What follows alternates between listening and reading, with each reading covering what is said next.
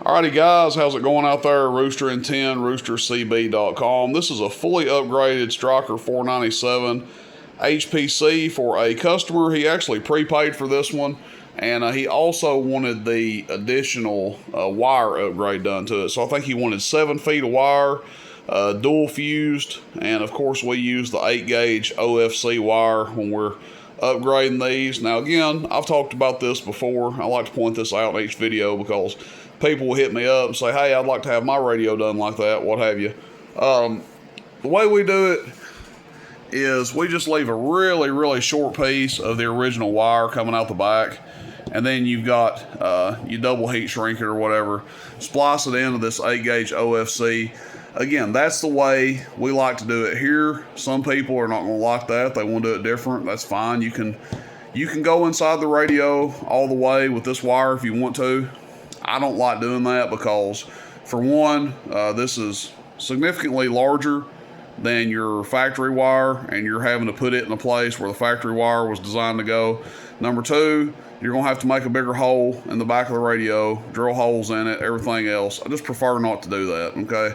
A lot of people are, well, I wouldn't say a lot of people. Some people aren't going to like that. They're going to say, oh, I don't like you splicing into it. I'd rather you just go all the way in the radio. That's fine. There's other people that do it that way. Some people even go through the extreme to put like a jack on the back of it. This is the way we do it here, okay? You leave a very small whip that goes inside the radio, and just put the 8 gauge OFC for your main run.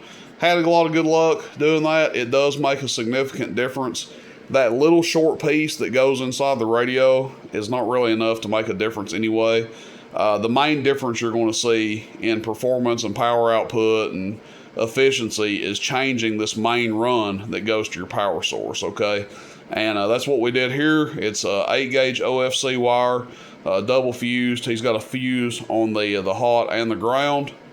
And yeah, so that's it. And I think you'll be pretty impressed with how this thing performs. Everybody that's got one of these has pretty much locked them.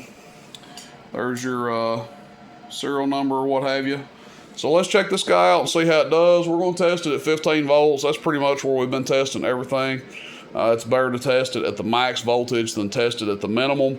Why do I say that? Because when you test something at the minimum and then somebody takes it home and hooks it to the max and they have a failure, then did you really do the customer justice? No. You want to test it at the max. If they want to run it at the minimum, that's fine. But if they want to run at the max, it's been tested at the max. All right. 250 watt slug. This is going to be the top scale here. So that's a 25 watt dead key, and we've got the RF power pointing at about 1 o'clock.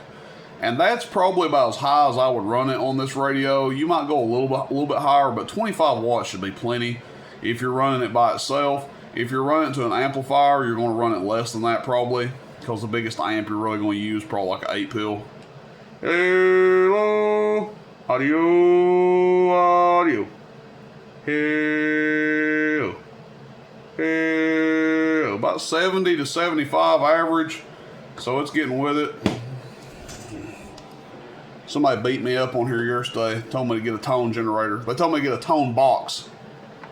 Get a tone box, dude. Nobody wants to hear you audio into the mic. Hello. Audio check 1, 2. Oh, that's PEP, by the way. Hello. About 190, 195. She is getting with it here. But yeah, about the tone generator. I don't mind getting one. But you know, if I get one of those, somebody's going to say, well, I don't know why you use that tone generator. You don't talk on the radio with a tone. So, you can't please everybody. You know what I'm saying? You guys want to see what it swings with it all the way down? It's going to fall off if you turn it all the way down, okay?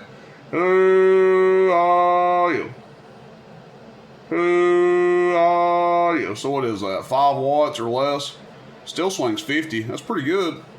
A little bit over 50. See what our PEP does. The RF power all the way down. Hello, check 1, 2, 3. Audio. Still 200. All right. We're in business.